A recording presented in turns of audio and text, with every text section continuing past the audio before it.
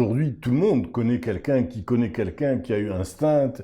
C'est quelque chose qui est maintenant très répandu dans les médias, mais également autour de nous. Et cela a beaucoup changé la nature donc de cette maladie. Alors je serai un peu plus réservé. Le pronostic, les études ont montré qu'avec un traitement extrêmement efficace et traitement sérieux, on pouvait avoir de très bons résultats sans angioplastie. Mais il est vrai que ce que vous avez signalé, c'est que l'angioplastie donne des résultats immédiats. C'est-à-dire que va permettre de soulager le patient immédiatement. Et alors l'angioplastie a des limites. C'est-à-dire que si, par exemple, 3 artères sont atteintes, si, par exemple, le tronc de la coronaire gauche est atteint, si les lésions sont diffuses, l'angioplastie, malheureusement, ne pourra pas traiter efficacement ce patient. Et il faut éviter les angioplasties avec pose de 8 ou 9 stents. Oui, parce qu'en fait, on entend aussi des personnes qui disent, mais j'ai des patients qui me disent, j'ai 5 stents, 4 stents, 3 stents. Alors, est-ce qu'il y a une limite? Il n'y a pas de limite. Mais le problème, c'est que plus on met de stents, plus il y a des risques de récurrence de la maladie. Les stents sont simplement un traitement local. La maladie peut revenir dans les stents et le patient va revenir.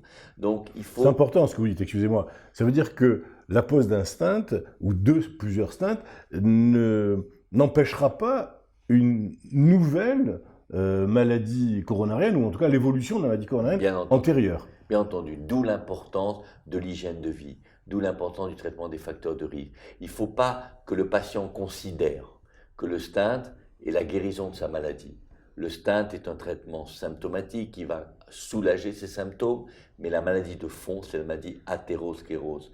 Et l'athérosclérose est provoquée par le tabac, par l'inactivité, par l'hypertension artérielle, par le diabète, par le cholestérol et un phénomène sur lequel on ne peut pas jouer, la génétique. Il est évident que nous avons des familles de coronariens. Et ça, on n'y peut rien. Maintenant, on travaille sur le côté génétique, mais on n'est pas arrivé à le modifier. Mais ça, il faut le considérer comme un élément de diagnostic et de pronostic.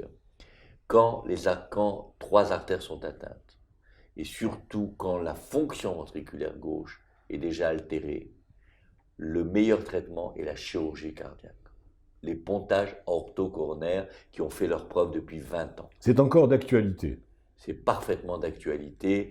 Les chirurgiens sont très habiles. Ils arrivent maintenant à mettre une artère sur une artère, prendre ce qu'on appelle la mammaire gauche, qui est une artère fondamentale, qui va au diaphragme et dont on peut se passer, et on va la brancher sur l'interventriculaire antérieur, qui est l'artère principale du cœur, et assurer le débit dans toute la partie antérieure du cœur. Voilà. C'est celle-là. On va la remontrer à la caméra, c'est celle-là. Voilà. Et c'est un traitement absolument fabuleux, parce que quand on contrôle ces mammaires gauches 20 ans après, elles sont perméables. Elles sont perméables. Donc on va passer la mammaire part de la sous-clavière, d'une branche de l'aorte, descend au diaphragme, le chirurgien va la déplacer et va la brancher sur la terre interventriculaire antérieure et amener du sang dans toute cette partie noble du cœur. Ensuite, il va faire d'autres pontages, soit artériels si possible, soit veineux, pour amener le sang dans les autres coronaires. Mais ce pontage mammaire interne gauche sur interventriculaire est une révolution et c'est un des meilleurs traitements de l'angine de poitrine, notamment pour le patient qui revient tous les 6 mois pour une nouvelle angioplastie, un nouveau stent. Il faut à un moment le sortir de la maladie et faire un pontage orthocoronaire.